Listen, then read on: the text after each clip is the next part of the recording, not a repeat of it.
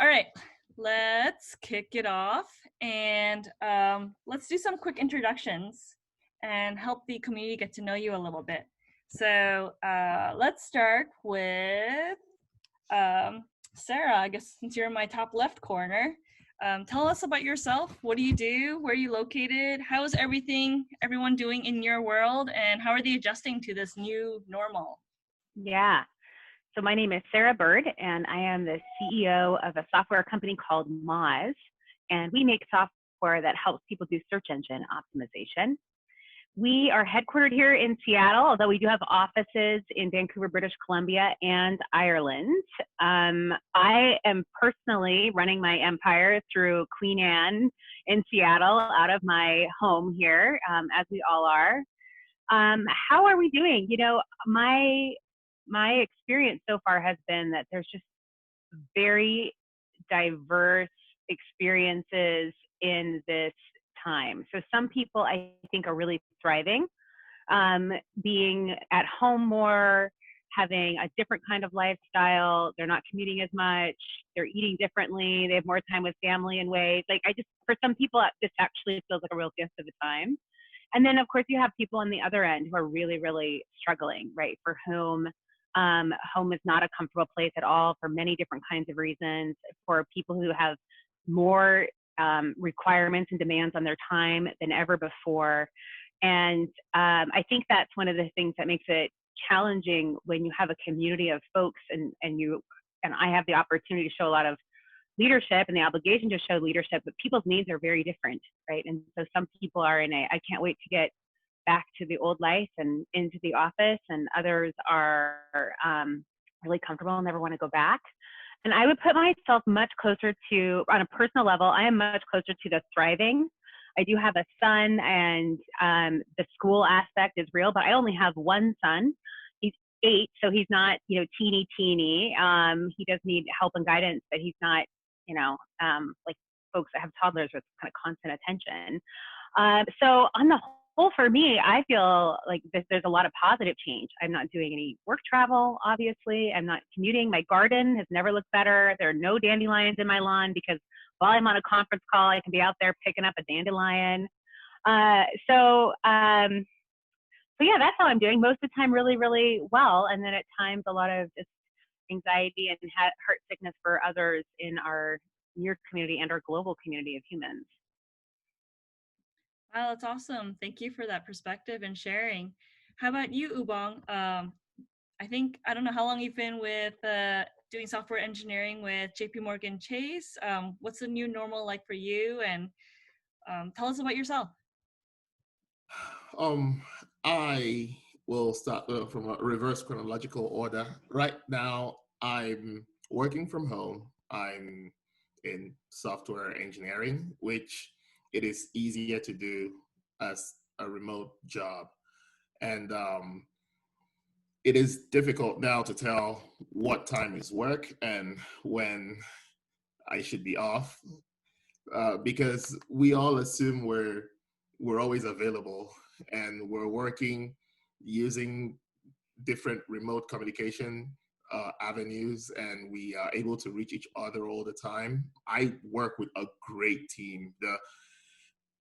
I don't know how much to thank my team from what I've learned from them.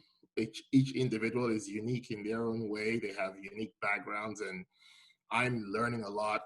And now that I'm working from home, I'm able to spend a lot of time just implementing things that I've learned with minor projects, and keeping in mind that soon I will be required to take on more tasks. So there is that pressure to get up to speed. This is my 1 year.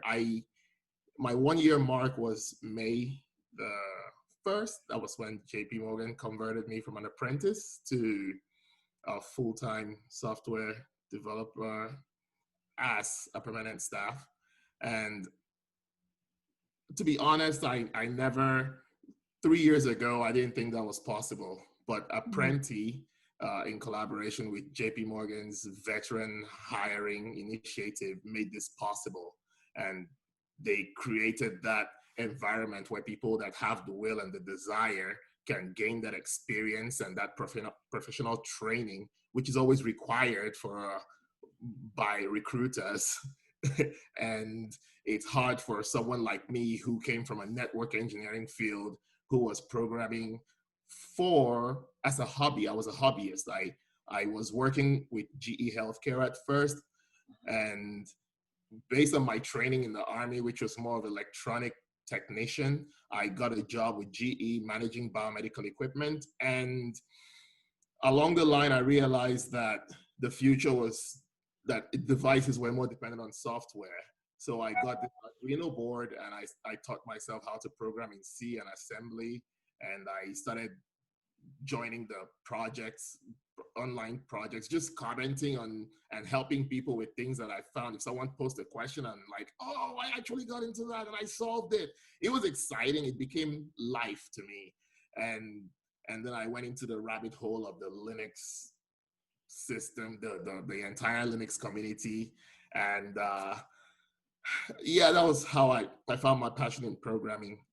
And when I got to a point in my career where I didn't think I was learning anything else, and I just realized if I had to advance in this career path, I would have to leave the passion of working on stuff and start managing people.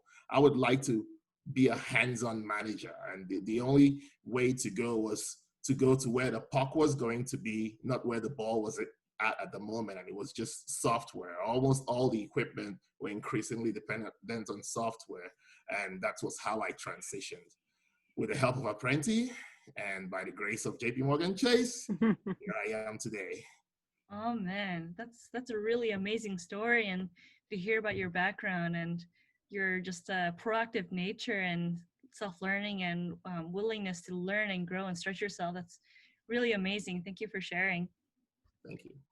Vivien Renee, tell us about yourself and where are you? You're with Microsoft, a current apprentice. Yes, I am. How are you dealing with this? Oh my gosh. So I am currently in Seattle in what's essentially a walk-in closet. So it's, I've had to make do. And when I started with Apprentice at Microsoft, I had about maybe a full week, maybe less than a week before they said, I think it was less than a week before they said, you need to go home. So I didn't have all of my permissions set up. I barely knew the name of a couple of coworkers. And so I think if I had been with the program for at least a month, it probably would have been a smoother transition, but just technologically speaking, it was just such a slow start trying to get things set up from home, getting into the right networks. And that was, honestly, it was technologically difficult, which it really weighed emotionally on me as well, because I'm looking at the world around me going, oh my gosh, this pandemic, I don't know anybody who's ever gone through anything like this before. So, I had the anxieties of, am I going to get sick? Is my family going to get sick?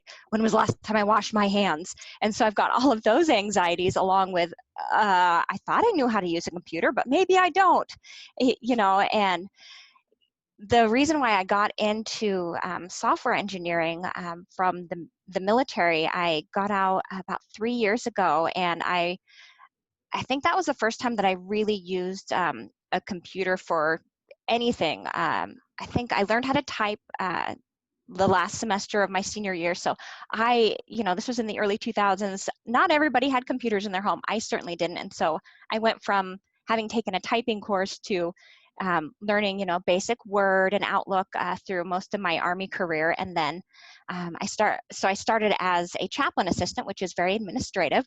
And then I transitioned into an intelligence analyst role, which I thought was a huge stretch for me, but that has nothing to do with computer programming, but we do use a lot of different computer systems. And so I started to figure out, oh, maybe I'm not as bad at technology as possible. And through a long, winding road, I eventually ended up meeting some people who were software engineers, and I thought, wow, they must be really good at math. And so I just kept asking people questions, and long story short, I ended up at Apprentice, and I think having started on this journey during the pandemic was really eye-opening, and trying to figure out, am I in the right career field? Are these struggles that I'm experiencing have to do with me and maybe I'm not equipped to deal with software engineering, or are these just, oh, this is just a problem that you're experiencing because technological snafus happen? And 2 months in, almost 3 months in now, I think we're into the pandemic, and I think I'm thriving. I have started looking at the positive sides. I get to see my dog all day long. She, gets me outside, and so I'm enjoying nature and getting puppy cuddles, 2-3 times a day. So it started off really rough, but I think I've really learned to look at the bright side, and my carbon emission footprint is gone way down. So there's a few good things. Sound like a true Seattleite. I was enjoying the rain today. I have so actually I have a similar experience. I'm supposed to be the moderator, but I started my job a month ago in the pandemic. So completely remote, working from home. And I actually feel like an offshore worker. Like I could be in any country and here I am working. And so it's a very surreal experience. I'm sure you guys are all experiencing this. Am I what? So yeah, and getting to know people is a totally different experience now, right? Like getting to know your coworkers and yes, meeting new people and trying to build relationships, or if you're doing sales or working with teams, it's a totally different experience and how things work in this new normal. I have a question. So it looks like you guys both have the apprentice background similarity and also the military background. Did you guys know each other before through apprentice, and or do you guys know each other through the military? I don't know. no, I was stationed in Germany. How about you, Ubong? I was stationed at Fort Campbell, home of the 101st. We deployed a lot, so. Yeah, there's a good chance we never ran into each other. Yeah, it's amazing. Sarah, what's your I guess knowledge on all things military 101? Because I'm actually very ill-informed and ignorant mostly. I mean, I don't think I'm 101 anymore, but I'm probably 201. So my dad was in the military for a little bit in the Army, and also my ex-husband was actually in the military, and so his friend group was largely people in the military. And in that process, I got to learn a lot about what the impact is to families, especially during deployment. Early in our relationship, he was deployed during the surge, and that was just a super interesting, challenging time for families, for everyone, and to see, the kind of the formal support system that the military has for its actual employees, and also though this sort of shadow formalized but informal support system and network for the families and the communities who I think have such interesting lives and are such dynamic and resilient people, as I have to sacrifice so much. And it's just a real, I think, privilege and an honor to get even like a little bit of insight into our service men and women and their families and what they go through.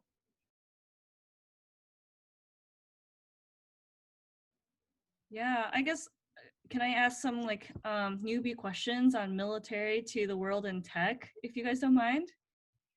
Sure. So you were serving in the military. I'll start with Ubong, starting in the military, and then you had a lot of this engineering interest and you got into apprentice. What is life like in military versus life in tech, and are there similarities at all, or what are the differences? There are some similarities and there are differences. The differences are actually more profound. Okay. In the military, the military is not, I would say, profit oriented. So our approach to technology is different than there are many other moving parts you take into consideration in a bank, heavily regulated industry, where you cannot apply certain bleeding edge technology. That was just opposed to the military, where we can test things and hey, it is what it is. We're going to document things for the first time. If it works, it works. If it doesn't, oh well. And everything, the similarities, I would say one of the main similarities about focusing on the mission. It's my industry, I would say, is such that everything is outlined to a very granular level where you cannot move right or left without a regulation to guide everything you do, even how you document things. Everything is so structured. And the military was just like that. There was a regulation, there was a TC, a field manual for everything down to the language. There are certain words. There's sometimes I see someone send an email out and I'll know that's a veteran, that's an ex-military personnel, because there are certain words we use in communication, and you just could feel that structure, that organization. And the military is another difference is that the military is an autocratic society. It cannot function because every mission is time critical. There is no time for us to deliberate. Someone has to take the initiative, be the leader, and just go. We're going over that bridge. We have to make it over that bridge before that vehicle gets there, and we just go. We don't ask questions. You just focus on your base, on mastering the basics and waiting on instruction. In the bank, it is different. We try to, well, let me just say civilian world, and we listen to different ideas. We take in different angles. We see what is feasible under the conditions and the rules that actually govern us. So that's the subtle difference. There's more collaboration and a focus on what is most practical. In the military, yes, you comply before you complain. Let me put it that way. Before you complain. How about Vivien? I guess insights into like life in the military versus life in the tech world, similarities, differences. I mean, teach us. Something about my military service that I am just incredibly proud of was how physically strong I got after basic training. And it was the hardest thing physically that I had ever done. I'd never been able to do a push-up before I went into the military. I've been out for 3 years, so please don't ask me to do a push-up now. But it was physically just super demanding. And software engineering, it's the hardest thing I've ever done mentally.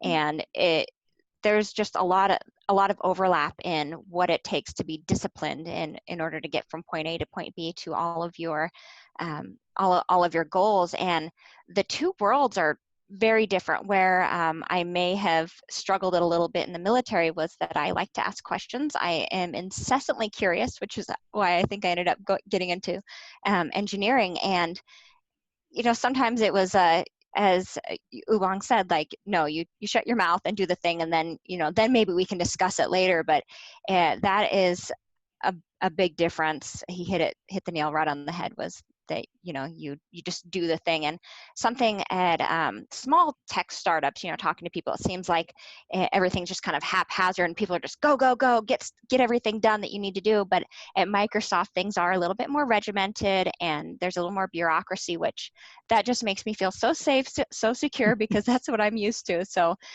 there is some overlaps, but the two worlds are pretty different. It's you kind of document as you go, and the way that you write an email, I got used to saying VR, or very respectfully, at the end of the email, and now I say kindness regards. So that's a difference, but yeah. Interesting. How about Sarah? So you have some experience, I guess indirectly with military and your ex-husband. I guess, what are observations, because you lead a tech company today? What are those, I guess, insights into military life from what you observed and the tech world? Yeah, I speaking with a lot of humility here, again, since I wasn't a direct transfer from the industry into tech, but an observation that I do have that applies very much to the military, and also some very large organizations like JPMorgan and Microsoft. When you move to a technology startup, there is so much less structure. And for some people, they find that very freeing, and they can thrive, and they kind of create their own future. They create their own roles. Like, there wasn't a job for that, but you spotted that there was a company need, and so you just said, hey, I'm going to start doing this thing. And then next thing you know, you've created a whole new kind of role and job position that is generating value for the organization. And I contrast that with a larger organization or highly structured one like the military, where there's like, well, there are these job families, and they have these classes, and they have these trainings, and you go through them, and then these are your expectations, and then this is the path that you're on, and you kind of stick to that path. And if you want to change that path, you have a conversation with a specific career counselor, and you talk about, what specific courses you take. And it's just a very structured, known path that you get to walk along that is well trod for the most part. And I think that, either way is a successful way to run an organization, and couldn't agree more that, in the context of military, where you can't afford to have people asking questions, and you just need to have people know what they need to do, and the expectations have to be very clear. And it's a very storied institution with a lot of history. That makes sense that you have that level of clarity, compared to, I think, a startup culture where, if anything, I think startups in general eschew sort of history and tradition. It's not valued. In fact, it's even a little frowned upon, right? I think there's this idea in a lot of startups, like, well, we like to do everything completely uniquely. Like, we invent everything from scratch. And, surely there's room for happy middles and all these approaches. Well, I mean, I really have very little insight into military world, other than I had a startup at one point where my co-founder was married to a military man, an Army guy, and he was away on duty for 6 months to a year at a time, and they had a 1-year-old, and so impressed. And there was definitely like this, she never really said it, but I really felt like this really strong sense of family duty from her spousal unit to this military guy, because other than that, I was like, why? I don't understand. How can you live like this? This is crazy. Your husband's away. How can you raise kids? And she's like, you just got to do it. Like, he's giving up so much for us, and so I'm going to do this for the family. And sort of a segue into the idea of families today, like what we're living today in terms of family is also very different because of the pandemic. And so I guess I'm curious about what family life looks like for you. For me, fortunately, nothing has changed. Nothing. This had been my life. I did have a son in the Army, and I was with this wonderful lady. She's a great person, but she did have a lot of medical issues, PTSD, and she is a very wonderful person. I know I haven't spoken to her in a long time. I don't even know where she is right now, but she did tell me that her situation is not the best to be playing an active mom role, that she needs to get her life together. She needs to go to school. She needs to get back to a place where she has an identity, that she doesn't know what is really going on. And I understand I don't understand fully what postpartum depression can do to a person, but I've witnessed it. And that's just from my perspective, it's not enough. And the fact that she did not just want to insert herself in the situation to make it about what society expects of you, like a mom is supposed to be the primary custodian or any of that stuff. She said, I know my friends are judging me by this decision I'm about to make, but the boy should be with you. And I thank her for it. I still owe her. Somehow I will let her understand that I owe her. at some level. So I was raising the boy in the army. We were a team, me and him. No one knew I actually had a kid.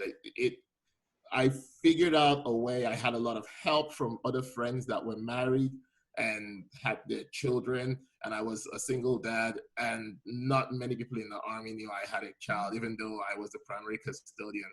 So when he turned 3 at the time, my mom, I lost my dad, and my mom was so depressed, she wasn't eating and all that. And because I wasn't married, my mom is this Old Testament woman, and I didn't know how to tell her I had a child out of wedlock. Although my sister is so close, she knew from the onset that I was going to be a dad, and when I was dad, and we would communicate. I would send her pictures and videos. She would FaceTime, but my mom wasn't aware, and she said, "But we just can't keep this secret anymore.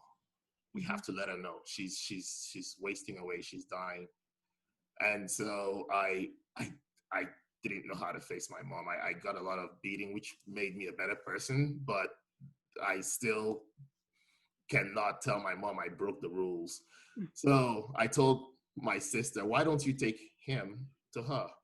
And so rather than me tell my mom that I have a kid, she sees the kid, and it worked because she forgot about me. I wasn't reprimanded. When she saw him, the doctor said she hadn't eaten for days. She was being helped She stood up, pulled the IV pole, picked him up and said, "This boy has our face." She's like, "Why didn't you tell me you were pregnant? Why?" And she's like, no, that's Ubong's child. And she's like, "Oh, Ubong." She was crying. She stood up, she picked him up, she walked around. She requested to be discharged, and she was discharged that day.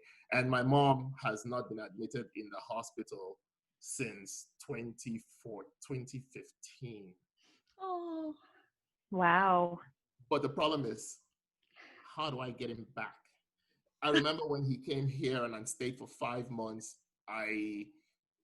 that was the time that the doctor called that my mom had called again. And I was like, okay, 5 months, she thinks he's not coming back. So I told my sister to take him back. So they have been traveling between the UK and Nigeria, and I've been here alone. They come to visit me, but they haven't been able to visit. So I would say nothing has really changed for me, other than the boy who is now 8 years old keeps calling me to find out if I'm okay. Oh. And that's been it for me. I've taken this period just to learn, and I'm more fortunate than most people that I have a very supportive family, and not everyone has that same story. And I've come to understand that some people don't get the necessary support, not because there are bad people out there, but the situation is just not conducive, or factors are not really falling in place. So I'm grateful that I'm not really paying a price personally with this adjustment, because nothing has really changed. Wow, it's an amazing story. I had like tears in my eyes. Thank you for sharing, Ubong. How about you, Vivien? Like, what's family look like for you in the pandemic? I have a similar answer to Ubong, just in that my family situation looks much the same, but beyond that, it's very different. I spent time in foster care.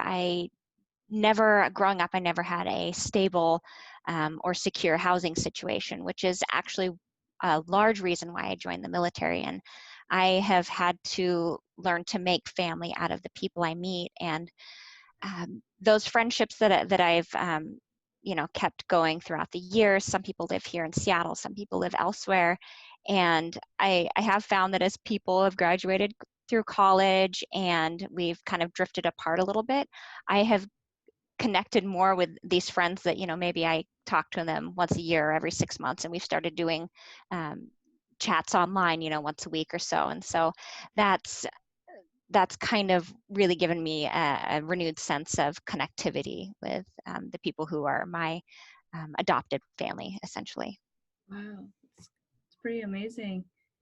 Um, Oh, Sarah, family. Like, what's Mhm. family like for you? Because I mean, you're the CEO, so like, lot. What? How do you do that? You know, I have to say that I feel very lucky because, you know, Jackson, that's my son. He's 8. His dad is very responsible, and we co-parent really well together, even before this crisis happened. So we're both 50-50 parents, and that goes great. We all just share that whatever's best for Jackson is what we're going to make happen.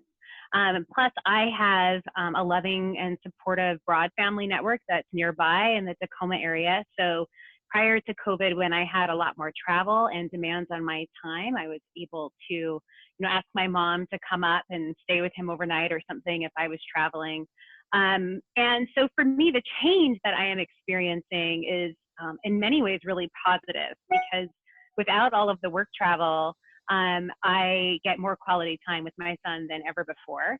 You know, there is certainly, I would say, I have had at first a lot of anxiety and guilt, because I really wanted to be one of those parents who were like, here's the daily schedule of our kids, and he's going to learn Spanish, and we're going to be up at 7:30, and we're going to do PE, and we're going to bake a cake for science and arts, and we're going to, you know, like all of the like super like awesome program. Like I go, wow, that would be so nutritious for a child to have that quality of attention and that variation, like that he's used to getting in his school, you know. And so I had a lot of like, yeah, we got to like keep this up.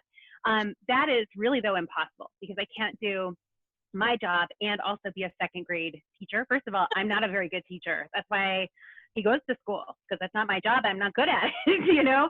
And so that generated that gap between like the idealized version of what I would like to do and the mom I would like to be versus the reality of what I could offer was really wide.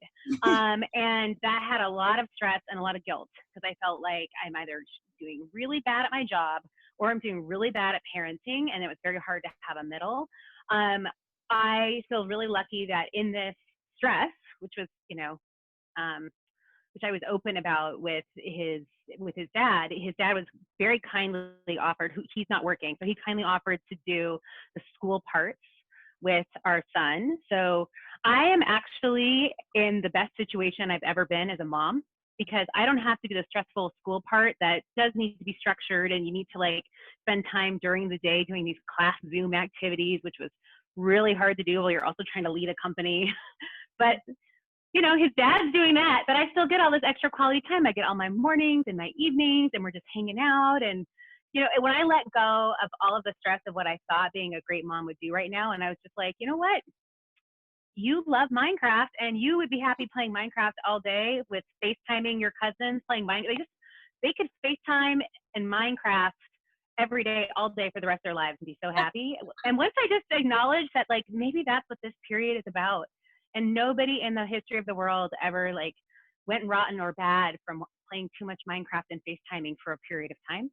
And so when I relieved myself of that guilt and that sort of burden of, am I going to be the most best mom ever versus a like, he's safe, he's happy, we are getting more quality time, he's getting enough school done, I'm calling it good, you know. And then I just felt a lot happier, and we started having more joy in our days. Yeah. And when I'm more joyful, he's more joyful, right? Because I can actually improve the quality of our interactions and just really embrace it. So, you know, I miss my extended family because I don't get to see them. I can't wait to like, you know, hug like my family and travel with them together and all the things we like to do. But you know, it's more important to me that they be safe and that we be safe. So we're sticking to super awkward phone calls and attempted family chats, which are super awkward, but we try. Wow, that's really, really cool. Thank you for sharing, Sarah. You're welcome. Can I jump I'd back? like to add, I would want to add one little thing that I think might be helpful, which is I have also embraced that for work, I really am very authentic about being a mom and also parenting. And so when I have to go and do something for my son, like, oh, class meeting starts, I got to go get him settled in, I will be very vocal on Slack. Hey, I've got to step away because my son has a class thing and I got to go help him out with it. Or I'm taking this afternoon off because I can tell my son is going bonkers and needs more time. Or, you know, he bops in and out during meetings. Or I was filming a company all hands because we have to do everything digitally now. And, you know, she came in like right as I was kind of closing up my company all hands recording. And I could have edited it out and started over. And I thought about it. I was like, you know what? I want people to know I live with the same thing that they live with, which is their kids cannot give them 10 minutes together. They just have to knock on the door and say, are you done yet? He just couldn't quite.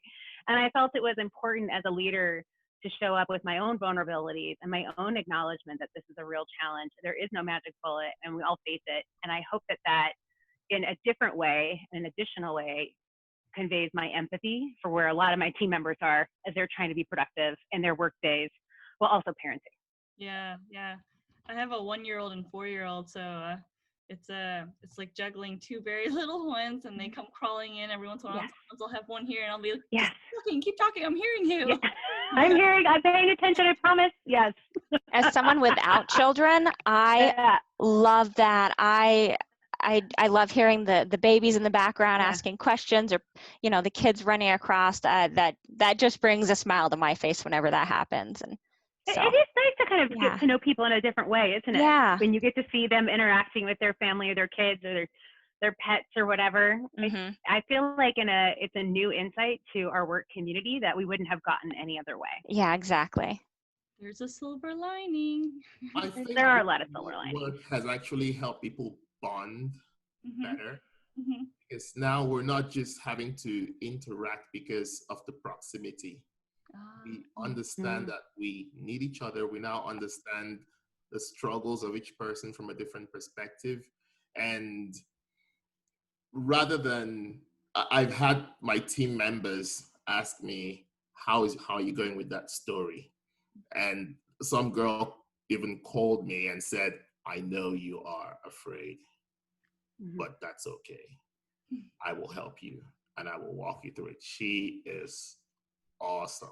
Like, I'm starting to see a different side of people, and all through this turmoil and the extra layers that's been added to work, we've been able to like come together and still deliver. And the eagerness to help, they're standing at the low ready, asking you and being even proactive about your own problems. It is glorious. I agree. Yeah, glorious. Yeah, I guess maybe we can transition into like more talking about humanity, because I think this is very inspiring, and we all come from like very different perspectives, backgrounds, and I know Vivien, you said you had a really rough start. I had a rough start too, so I feel a lot of empathy for you too. Like, so now we're all in our little homes and stuff, and it's May, and so we just passed Mother's Day, right? And we're heading into June, and it's Father's Day, and we had Military Appreciation Month and Veterans Day and Memorial Day coming up. Like, the sort of the theme of the conversation that we wanted to get to was, how do you show appreciation, or how do you feel appreciated when we have all of this distancing going on, physical distancing going on? How do you, what's really like making your heart melt? What's a good way to make your heart melt? Let's start with that. Wow. I've got one. My friend, Christine Cheney, who is a wonderful, talented designer. If any of you are going to be needing to build out office space, and she and I met through work where she built out the Moz office, the design for the Moz offices. And she is so talented as an artist, and she collects all these amazing fabrics. And so in one of our meetings about office space, she was talking about how she was hand sewing these masks and how she had made her own pattern, and how she'd had this clever design with the ear flaps to tighten them on one string pull and all of these different things. And she made me one because I was admiring it, and I was commenting on how awesome her fabric selection is. And she was just so sweet. She was like, I put extra love right in here so that when you wear it, you can feel a big kiss from me. And it was a beautiful thought. This was early on too, before we were all in the mandatory masks situation. And I loved not just that she handcrafted it for me, but that she added that little extra. I want you to feel like a kiss from me when it touches your cheeks and your lips. And I thought, that is the most beautiful thing. It got right in the mail. It was a physical manifestation of her appreciation for me. Isn't that gorgeous? So sweet. It's like, I know. so sweet. Yeah, it is so sweet. Oh. I think it's one of those things that if anything from 90s rom-coms has taught us is that you have to communicate. With communication, there would be no storyline. But I think it's one of those things that you can feel appreciation, but the only way for someone else to know that you appreciate them is you have to say it out loud. You have to type it. You have to use sign language. You have to communicate in some way, and sometimes that's just simply words. Just say the words, and along with the words, you can do an act of service or a gift. Mm-hmm. But I think it comes down to what you're feeling in your heart. It has to come out somehow. And I think back to all the times that somebody has, appreciated me for something, or, having been in the military and someone says, thank you for your service. And this across the board, I think, is something that service members kind of struggle with is, well, what do you say in response? And I always say, thank you for your support, because it's just that two-way communication. And just saying you're welcome just doesn't sound quite genuine, because that it means a lot. Just the simple words, thank you for your service, or even if I hold a door open for someone, they just say thank you. It's just so simple, it's so quick, but it's just so meaningful to me. Those are the exact words that I use when someone says thank you for your service. It's like maybe I've met you before. I don't know. I appreciate the fact that people on the team are willing to take out their own personal time, call you, and try to walk you through certain business practices. There was there was something I was working on, and it doesn't matter how creative you are at programming, you have to deliver value. What is the business case for this? So you have to understand the business, you have to understand the regulation you're trying to implement, and I lacked that business acumen to put those together. And there was a lady that told me, can you call me later in the evening? And she gave me a Zoom number, and we logged in, and she walked me through the business. And I was like, do you know, I would never have finished on time. She's like, yeah, I understand your struggle. So one thing I've learned is that, like Vivien said, if you have to ask, you have to reach out. And if you don't ask, the answer is always no. So why not just ask? You might get a yes. And so I really feel that my team appreciates, even in the midst of my struggle, trying to like latch on and be productive, they've been able to sacrifice their time. And that is love, something that you really can't get back. You're not doing it, you're not investing with hoping for a return. You're investing you're stretching out a hand to raise someone else. And nothing else, no one should ask for more when people actually give up their years of experience and then they pour it out to you just to bring you up and mold you and fashion you into that person that will stand before, I would say, kings and not mean people criticizing your work, because when you are able to deliver, your face is on the board, right? But they're trying to do it for you because they're already there and they get nothing helping you. And if they don't help you, it is not really their problem. It wouldn't be their fault. But then you see the team coming together and pouring into this new person. I just sometimes send out emails and just thank them, because there is no way to express that gratitude. And yes, it's made me appreciate the people more. And in the midst of adversity, we have been able to like find light at the end of the tunnel. And it is not a train approaching. It is pure light.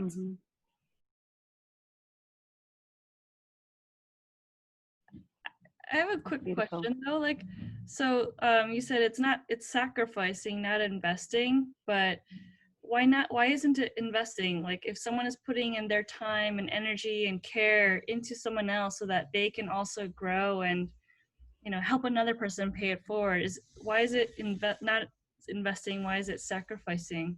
Let me speak as a business person. Okay. If that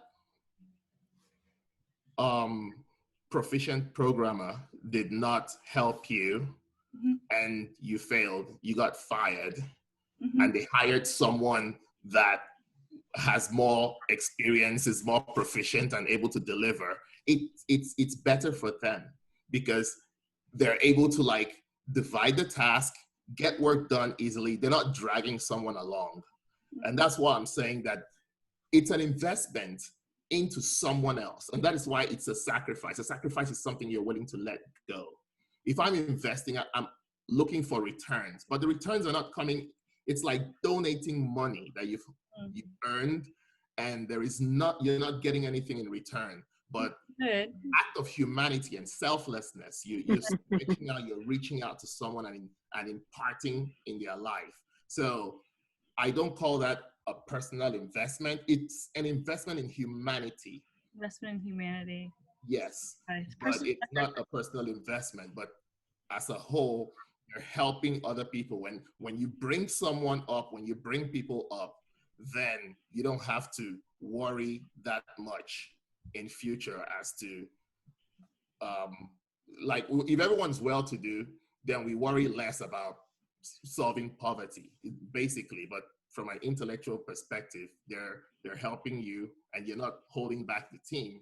But they don't have to help you because the company could just hire someone and replace you. It would be the logical thing to do. But human beings are not just logical. We are political animals, animals of interest, and we have the interest in the betterment of other people. So I call that a sacrifice rather than a personal investment, an investment in humanity, more to say. Yeah, I like it. Investment in humanity, it's not a personal sacrifice, it's an investment in humanity. I like it. Vivien, what do you think? What was the question?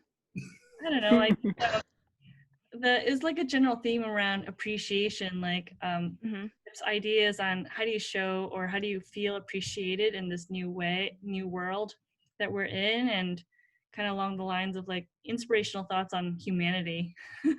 Oh my gosh. So I actually have a bachelor's degree in anthropology, so I don't think we have enough time to, I could discuss this all day long. And are people altruistic?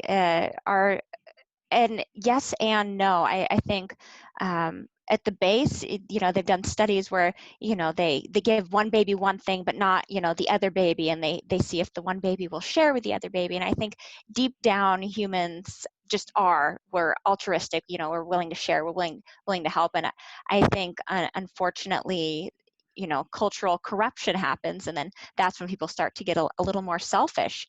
And I always think, if I hold the door open for someone, or sometimes, I've gone above and beyond and like helped someone in a way without expecting anything in return. And I think, was that really selfish?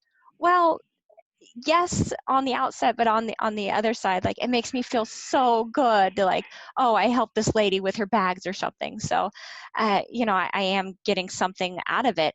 But I think it just comes down to practice and sharing that, yes, I help people, or, discussing how we can help people. And I love those television shows where they're doing a secret test where, someone's pretending to do something bad, and, they're catching people's reactions on television. And, those types of shows really made me think about how my actions affect other people. And I don't pretend like I'm living in a reality show. There's cameras on me all the time. But whenever I see somebody in a situation that, possibly I can help, I started getting in there and like trying to help as much as I can. And eventually that became a habit. And I'd like to say I'm one of those helpers in the world. So, if anybody needs anything, I'm a helper. I wish there were stickers that people could wear saying I'm a helper.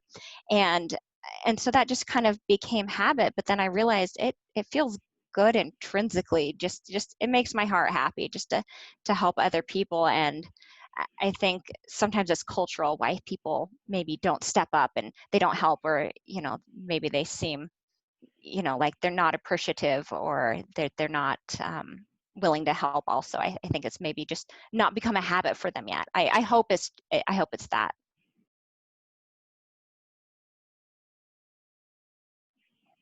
Oh, I like that. Yeah, I've also found it a little challenging on how to help right now because the ways are different. So, for example, I am in a very lucky and privileged position. I have job security. I am, compared to most of human history and most people on the planet today, I'm very well off. And that means I'm in a position to give more, and I have an obligation to do so. And also, it makes me feel good when I do. And also, some of the ways that you're used to being of service are actually really hard to do, right? You can't just go to someone's house and like, oh my God, let me watch your kid for you while you do this other thing because you can't have childcare. Like, no, I can't go to their house. That's the whole point. You can't touch people. You can't touch people. Or I wanted to volunteer. I also had some time. I wanted to volunteer doing food sorting at some food banks. They were having donations. Or I also said, I'll do sorting. I said, I'll do delivery. I have a car. I'll pay my own gas, like whatever you need done. And they were like, no, you can't do it. We are not accepting, civilian.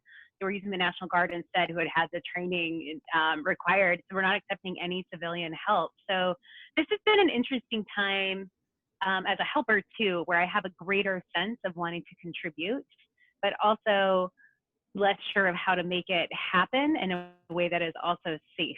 And in some ways, it feels like the ways I'm limited to helping are through financial assistance, which is very valuable. I don't mean to underplay that, but there is a limited supply of that eventually. Or relationships, connecting people. You might be able to help so-and-so. I've been trying to help a lot of friends either get work or get some programs out the door that could be helpful to all of humanity. And then there are these other sort of like amplification of recognition type appreciation of like, wow, look at this organization doing this amazing thing. Everyone should like praise and be aware of this awesome thing happening. So it's just a different time. And I haven't fully figured out how to tap in with all of, I have time available. I don't know what to do with it,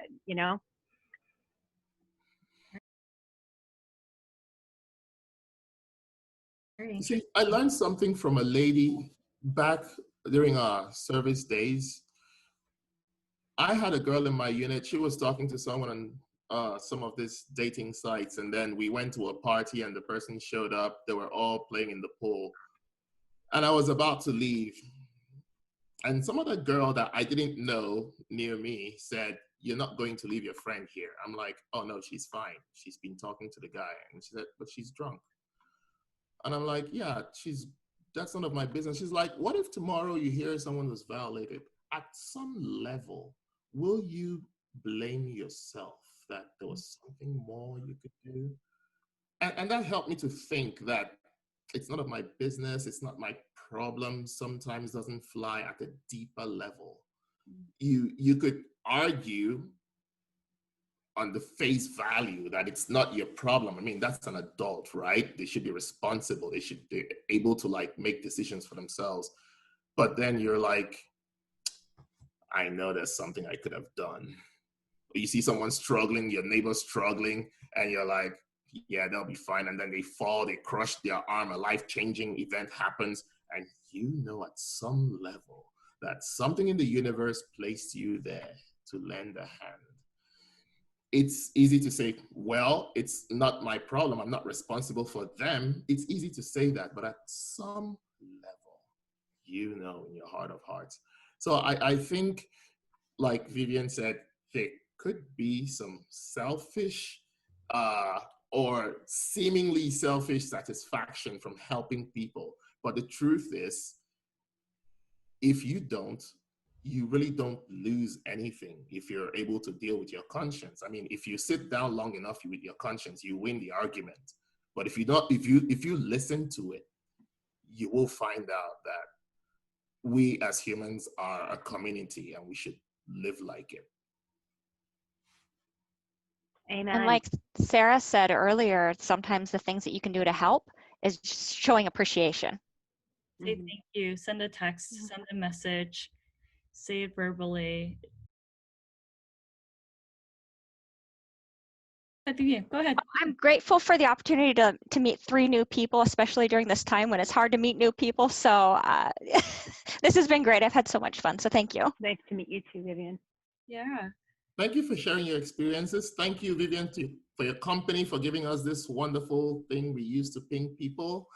Thank you, Sarah, for letting, I listened to a lot that you said, and you have brought something that was missing in leadership. There's a reason soldiers fought to death with their commanders, and in spite of all the fear and all that, they have this connection, and that's what you have done. You've connected and told the people, look, I'm just like you. I have flaws. We're facing this. That is hard to do. And sometimes it's not because leaders don't want to do it, but they don't. People already have a perception of who a leader is. But for you to like be able to break that barrier and reach out to your people, that is phenomenal. And thank you, wonderful host, for bringing us together. Yeah, thank you guys. I'd love to I feel like I got to know you so well, and I at least got a glimpse into your heart. So, it was really great to connect with you, Ubong, Vivien, and Sarah. Thank you so much for sharing your insights and taking the time out of your day.